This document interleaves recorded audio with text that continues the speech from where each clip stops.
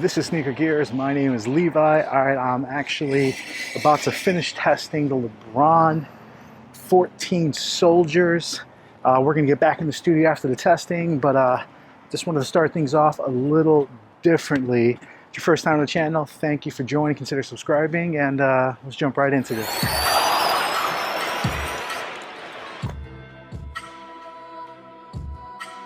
The LeBron Soldier 14. This thing is actually a better shoe than I thought it would be. The upper is this woven, almost carbon fiber looking weave. It does have heel and forefoot zoom units, as well as it has a lot of additional support all around the shoe, where yeah, you're spending $140, but when this first came out, there was no other shoe with heel and forefoot zoom. It was just the Kyrie 6 and 7 with forefoot zoom. It was the Zoom Freak with just forefoot zoom.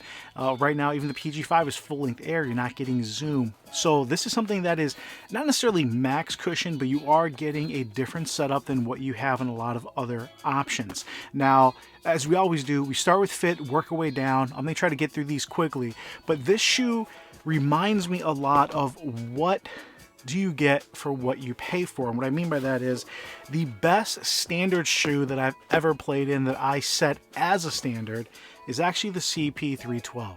This was $100 and it had kind of a fake leather upper, but it had a knit here, had woven, I believe, on the, so this is the 11, the 12.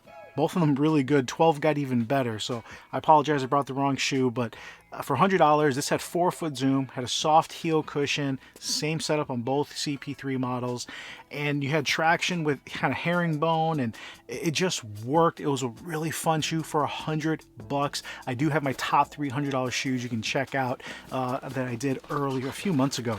This is $140. So what are you getting over that? All right, first, fit. If you have a high instep, so talking about kind of the height of your foot here, or if you have a girthy foot, right? If you have a larger ankle or a thick Achilles here, you can't get this shoe. I'm sorry, there is not much give. This literally barely opens. It is incredibly hard to get these on, and I can see a lot of players just not able to even wear it. Now, once your foot is in, the upper does mold and fit with your foot very nicely. I am generally a 12 wide, so I get a 12.5, and a lot of my shoes I have to do a 13. All four of these shoes, I have 3 different sizes. This is a size 13. I couldn't even get my foot into a size 12. I was able to get my foot in the 12.5, but it was still rather narrow. Had to do a 13. So if you're a wide footer, but again, you have none of those issues we talked about, this will mold to your foot and you will still have to go up probably a full size. For everyone else, because my foot is still kind of right here at the tip either way, I would almost say go up half a size no matter what.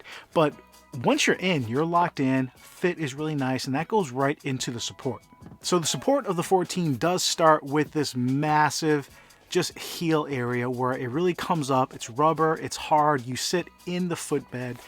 It's a flat base, hopefully you can see there, and it's fairly wide. It's not super wide like we have some of the other shoes here, but this just leaves a shoe that feels like you're in a tank, right? It's not as heavy as something we have here, but I want to say a walking boot because it's still low to the court. It's still flexible, but it just feels really supportive. If you're working on any kind of injuries where you need that support with your knee, your back, your Achilles, this is a shoe that has a ton of support if it does fit you well.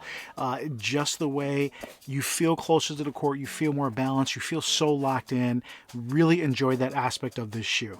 Working to the cushion, it is what it is. Heel and forefoot zoom. I wish they had a little bit more zoom as far as being either thicker. Lately, I've been testing a lot of shoes with just a ton of cushion. I mean, this is what it was up against with that massive Zoom Max unit. So it's tough for me to say, hey, this is super comfortable. But yeah, this is more comfortable than what you're getting in something like this and something like even the Zoom Freak 2. The Zoom Freak 3 is actually fairly comfortable, but you get what you pay for, where for a little more money, you're getting something with heel and forefoot zoom, and it works. Finally, the traction, and this is actually a derivative of what we had on LeBron 17, which I did not like that on the solid outsoles, but the clear outsoles did really well. I had a big video on the 17s. This just works a little bit better. I don't know if it's firmer because it is meant more for like outdoors or what it is, but the grip on this surprised me no matter what surface I played on.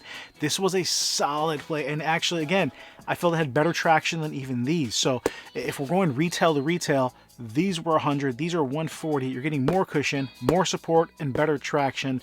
You get what you pay for. Now, some of the colors, again, are at reaching outlets, and you are able to get these at a discount. So for the price, I've seen these anywhere from $30 all the way to still $100, but excellent shoe as long as you can get it to fit. Just getting back from the gym, guys, and the LeBron 14 Soldier is just a solid all-around shoe. If this is something you're considering as just a shoe you can use all the time, indoor, outdoor, I think you're really going to enjoy it. It's a budget shoe, so if you can get it at the right price, it is awesome. Compared to the rest of the LeBrons, you're definitely lacking a lot of the cushioning, and you can do better in certain areas, but as far as fit, I think a lot of people are going to find different shoes that fit better. But if it fits you, it is a solid shoe all around, less than $100. It's going to really take care of a lot of players' needs. So I'm excited to go through the rest of the LeBrons with the 18 low coming at you next, followed by the 18 and then the 19, of course, and then just put them all together and see what is the best LeBron for you. Guys, really appreciate you. This is Levi with Sneaker Gears, and I'll come at you later.